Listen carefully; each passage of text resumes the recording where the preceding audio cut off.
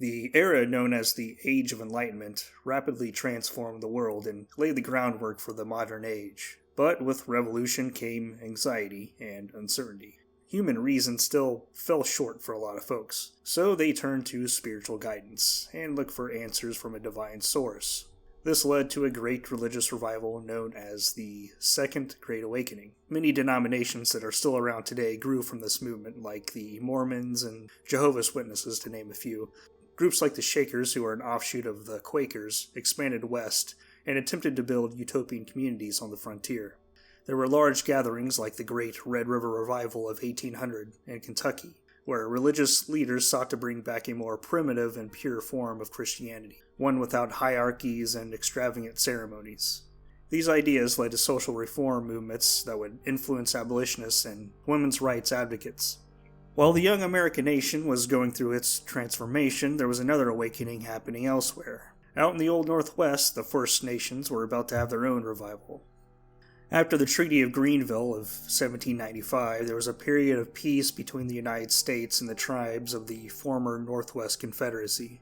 This opened up more trade and cultural exchange between the settlers and the natives. Indian agents were appointed to various trade hubs to introduce large-scale agriculture and trades like blacksmithing to the native population. There was some success, not a lot. Many native communities raised livestock and grew crops. As they adapted to this new world and the new way of living, this brought some hope for a fruitful coexistence. But while the natives and settlers no longer had to live under threat of attack, it was not an easy peace. Native communities still faced poverty and disease. Their dependence on trade goods also accumulated large amounts of debt. They often had to pay off these debts by selling off land. The Jefferson administration took advantage of this and greatly expanded settlement out west. Besides the disease and poverty, there was another great threat, a poison of which was a major source of social decay among the indigenous communities of the Northwest. That poison was in the form of alcohol, liquor, and spirits. There is a long and sad history of Native Americans and alcohol, and the Old Northwest was no exception, and possibly one of the darkest chapters of that history. It could be compared to the crack epidemic of the 1980s or the present opioid crisis. One Moravian missionary who wrote about the phenomenon said, "No one who has not seen an Indian drunk can possibly have any conception of it.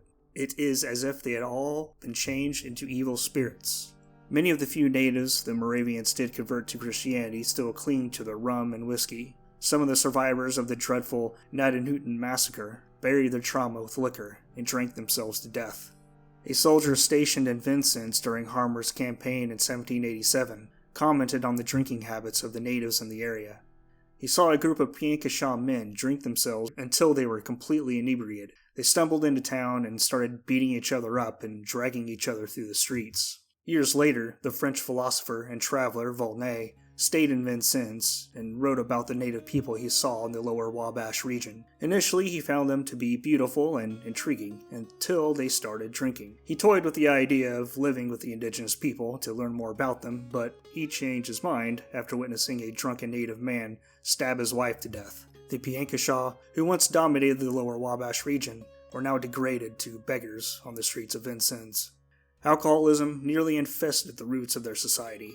The elders weren't blind to the damage done by liquor, but many of them were drinking too. They let alcohol creep into their ceremonies and rituals. The men, women, and children were all drinking. They were so dependent that sometimes they would trade the clothes off their back for a drink. The men began to overhunt for pelts to sustain their drinking habits. The competition with white settlers on top of that decimated the wildlife population in the Old Northwest. This is part of the reason why you don't see too many black bears or bison in places like Indiana or Illinois. The Moravian missionaries in Ohio always stayed clear when their Delaware neighbors started drinking. It wasn't uncommon that after a night of drinking there would be a few corpses in their wake, either dead from alcohol poisoning or drunken violence. Near Fort Wayne in Indiana Territory, Little Turtle of the Miami was an accommodationist and believed in assimilation, and adopting the white man's ways were their best chances of survival. But he was not blind to the destructive effects of alcohol. In 1802, he traveled east, made a plea to the United States Senate and President Thomas Jefferson himself to prohibit the sale of alcohol to all native reserves. They listened and banned alcohol at any government-licensed trading post. But that didn't really do much to stop the problem. there were still plenty of independent traders around to buy booze from. The indigenous communities were spiraling. They were losing their land, their identity, and along with it, they were spiritually bankrupt. They were more than willing to lend an ear to the Christian missionaries, but few converted. To them, the Holy Spirit didn't bring many results. It didn't heal their ailments or make the winters any easier. In fact, contact with the missionaries only brought more sickness. The warnings of the ancestors had long been drowned out, and at the dawn of the 19th century, they were about to be heard again.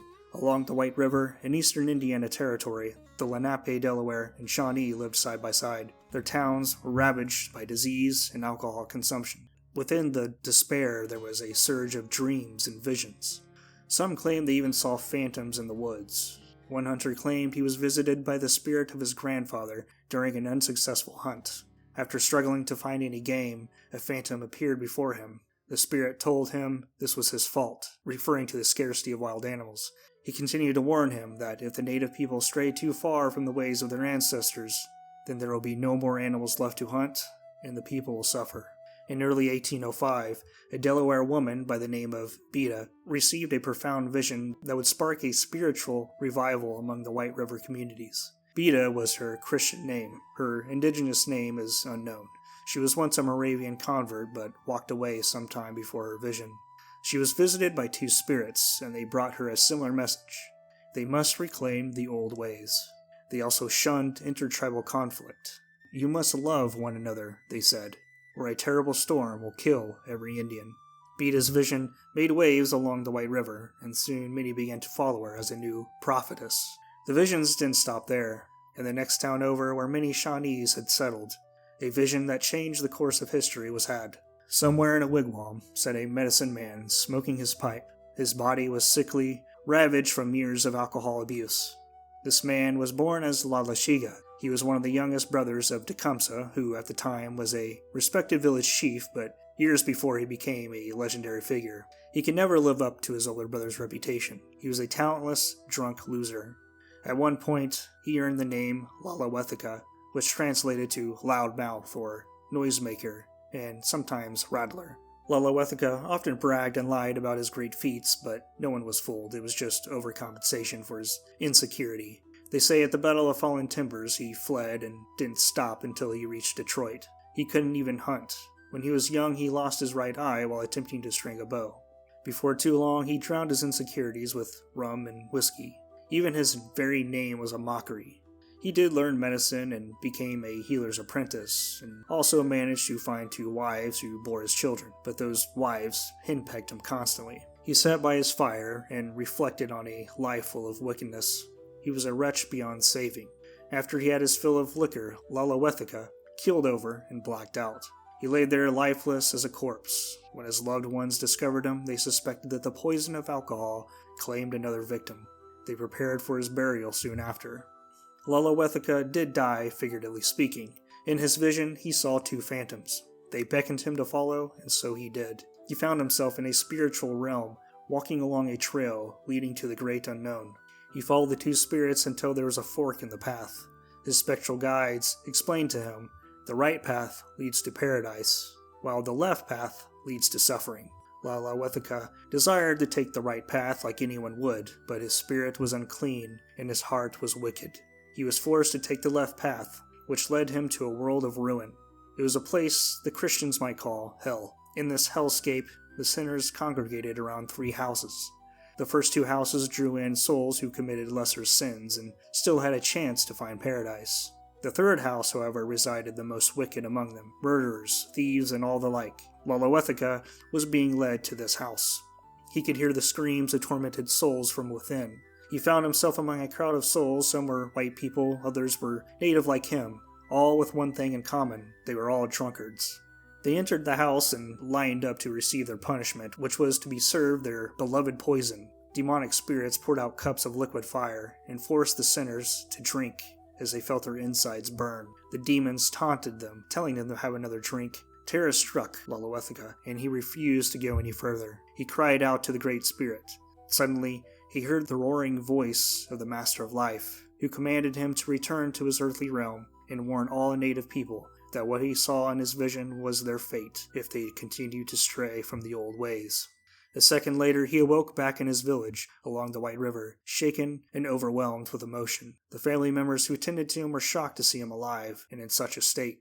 Lalawethka shared his vision with the villagers and wept as he recalled his journey into the spirit realm. His transformation was apparent. He pledged never to drink alcohol again. Many believed he had returned from the dead, and this alone instantly gained him some disciples. One of them was his brother Tecumseh. It isn't certain whether or not he believed Lalawethka's vision, but he loved his brother despite his faults and supported him without question. Soon word spread across the region about this new Shawnee holy man.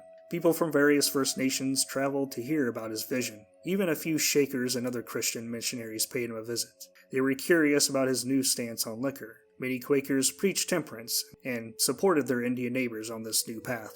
Sometime after his vision, Lalawethka changed his insulting name and called himself Tenskwatawa, which meant he who keeps the door open, or the open door for short. The Americans called him the Prophet. When news of this prophet reached the neighboring Delaware town, the prophetess Beta immediately left to meet him. She and Tenskwatawa quickly bonded over their shared experience and spoke of their visions. They joined forces, and the prophet's number of followers doubled. Beta and Tenskwatawa saw eye to eye with this new doctrine of preserving traditions. But they also agreed that before they could build their indigenous paradise, they must first purge the bad Indians. The whiskey peddlers, the accommodationists, and the corrupt elders who dabbled in the dark arts. The threat wasn't just from the settlers, it was from within. They believed there was witchcraft and dark magic at play, and like a bad infection, it must be remedied. Tenskwatawa received a second vision, and this time he walked down the right path and got a glimpse of paradise. There he saw native people living as the Master of Life intended. The forests were full of game. There were no diseases, no settlers, and no alcohol along with them. He made it his mission to bring this vision to reality. Tecumseh was impressed with his brother's ability to inspire the peoples from various nations. He began to realize the dream of a pan-Indian alliance was entirely feasible. Tenskwatawa wasn't just a spiritual leader, he was a tool for recruitment. This was an opportunity to build the next great confederacy, and their last chance to create their own country. Thank you for watching. Feel free to like and subscribe, and take care.